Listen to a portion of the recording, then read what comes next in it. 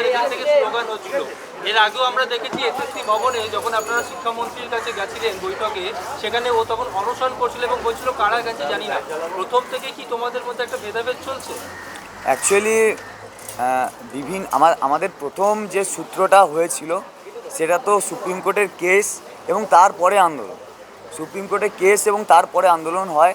সেক্ষেত্রে আমরা একটা বড় অংশ আমরা একটা স্ট্যান্ড নিয়েছিলাম যে আমরা সাধারণতভাবে যেভাবে আমাদের আন্দোলনটা চালাবো সেই আন্দোলনটা হবে সম্পূর্ণরূপে কোনো রাজনৈতিক দলের কোনো রকম সুবিধা না নিয়ে আমরা আন্দোলন চালাবো। আমরা কোনোভাবেই কোনো রাজনৈতিক দলের দ্বারা পরিচালিত হব না বা কোনো রাজনৈতিক দলের কোনো সুবিধা আমরা নেব না, কোনো রকম সুবিধা নেব না। এটা ছিল আমাদের স্ট্যান্ড এবং আমরা সেই স্ট্যান্ডে সেই জায়গা থেকে আমরা চালাচ্ছি সেইভাবেই। এবং অন্যান্য অনেকেই আলাদা আলাদাভাবে পিটিশনারের কাজ করেছে, অন্যান্য অনেকেই আলাদা আলাদাভাবে তারা তাদের মতো করে আন্দোলন চালাচ্ছে। আমরা বিরোধিতার জায়গাটায় আমরা কোনো দিন করছি না বা এখনও করি না। তাদের আলাদা থাকতে পারে এবং কিন্তু আমাদের যে লাইন বা আমাদের যে উদ্দেশ্য বা আমাদের প্রধান উদ্দেশ্য চাকরি ফেরানো, এটা যেন আমাদের শুধু মানে বাইরের একটা শিরোনাম না হয়, বইয়ের ভিতরের অংশটাও যেন ঠিক সেটাই থাকে যেটা আমার বাইরের শিরোনাম, ঠিক আছে। এবং আমরা যেটা আমাদের মঞ্চগতভাবে সিদ্ধান্ত যেটা নিয়েছি প্রত্যেকটা ক্ষেত্রে এটাই, যে ঘোড়ার লাগাম আমার হাতে থাকবে না, মানে আমাদের হাতে থাকবে না, সেই ঘোড়ায় চাপার অর্থ হচ্ছে কোনো না কোনো সময় অ্যাক্সিডেন্ট হওয়া।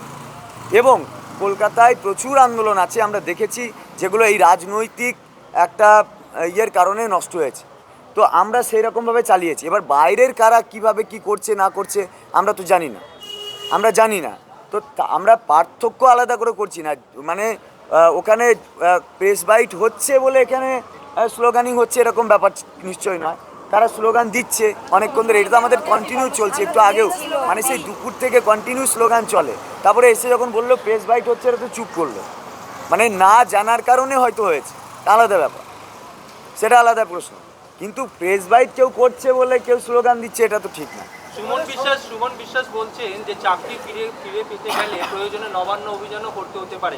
আপনারা কি নবান্ন অভিযান করবেন? নবান্ন কেন, নবান্ন অভিযান থেকে যদি গোটা পৃথিবী প্রদক্ষিণ করতে হয় সেটাও আমরা করব, কিন্তু সেটার ওই লাগামটাও কিন্তু আমাদেরই হাতে থাকবে, কোনো রাজনৈতিক ব্যক্তিত্বের হাতে থাকবে না।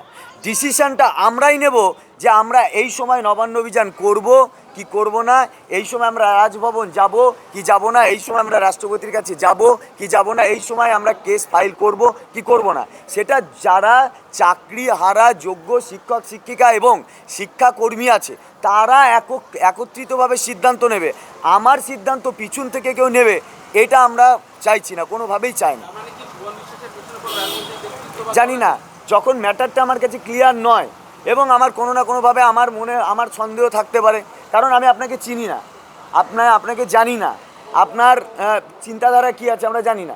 আমাদের যারা শিক্ষক শিক্ষিকা বা শিক্ষাকর্মী এক জায়গায় লড়ছি দীর্ঘদিন ধরে, আমাদের স্ট্যান্ড এটা এবং আমরা ঐকমত্যের জায়গায় এসেছি, সেই ঐকমত্যের জায়গা থেকে আমরা লড়াই করছি। তো স্ট্যান্ড আমাদের পরিবর্তন হয়নি, কথাও আমাদের পরিবর্তন হয়নি, কিন্তু কিছু কিছু ক্ষেত্রে আমরা অনেকের মধ্যে যখন দেখি আচরণগত কোনো পরিবর্তন আছে তখন আমরা তাকে বলছি ভাই আমাদের লাইন এটা, তুমি আসতে পারো, এসো নাহলে ভাই চলে যাও। তাহলে কি এখানে আমরাও ওরা আপনাদের মধ্যে রয়েছে ভেদাভেদ রয়েছে? ওরা আমরার ব্যাপার নয়, কে ওরা কে আমরা এটা আমরা জানি না, আমরা এটা আমরা জানি। আমরা কারা যোগ্য যারা, এটা আমাদের ট্যাগলাইন স্লোগান। আমরা কারা যোগ্য যারা যোগ্য শিক্ষক শিক্ষিকা বা শিক্ষাকর্মী, এটা স্ট্যান্ড আমরাই। ওরা বলে কারা আছে আমরা জানি না। একদম ডাকিনি। আমাদের যোগ্য শিক্ষক শিক্ষিকা অধিকার মঞ্চের একটা বিবৃতি দেখতে পাবেন না যেখানে বলা হয়েছে আমরা কোনো পলিটিক্যাল পার্টির লোককে ডেকেছি। এবং আপনাদের স্পষ্ট জানিয়ে দিতে চাইছি, আমরা পলিটিক্যাল পার্টিগুলো চাইছে তো যে সরকার, আমি পলিটিক্যাল পার্টি কারা সেটা আগে ক্লিয়ার করে দিই। এখানে রাজ্য সরকার এবং তৃণমূল কংগ্রেস পলিটিক্যাল পার্টি হিসাবে তৃণমূল কংগ্রেস, পলিটিক্যাল পার্টি হিসাবে বিজেপি, পলিটিক্যাল পার্টি হিসাবে সিপিআইএম, তারা প্রত্যেককেই বলছে আমরা সহানুভূতিশীল। এই সহানুভূতিশীলতার কোন জায়গা থেকে হয়? সুভাষ মুখোপাধ্যায় কবিতাটা মনে পড়ে, আমি আর মাকে খুব ভালোবাসতাম, আমি তাকে মুখে কখনো বলিনি রোজ স্কুল থেকে টিফিনে আসার সময় আমার টিফিনের পয়সা বাঁচিয়ে একটা কমলা লেবু তার জন্য উপহার দিতাম। তাহলে ভালোবাসাটা অ্যাক্টিভিটিস দিয়ে হয়, মুখে নয় বা স্লোগানে নয়, বা এসে আমি তোমার সঙ্গে থাকবো 5 দিন এটাতে নয়। তার জন্য আমরা মঞ্চ থেকে একটা সিদ্ধান্ত নিয়েছি, এই প্রত্যেকটা পলিটিক্যাল পার্টিকে, মানে এই 3 জন যেহেতু কোনো না কোনোভাবে জুড়ে আছে, যারা বলছে আমরা এইভাবে করে অ্যাক্টিভিটিস দেখাতে পারবো, তাদেরকে আমরা হোম ট্যাক্স দিচ্ছি। হোম ট্যাক্স, যেহেতু আমরা শিক্ষক, আমরা হোম ট্যাক্স দিচ্ছি। সেই ট্যাক্স তারা পূরণ করলে আমরা তাকে আউটস্ট্যান্ডিং দেবো।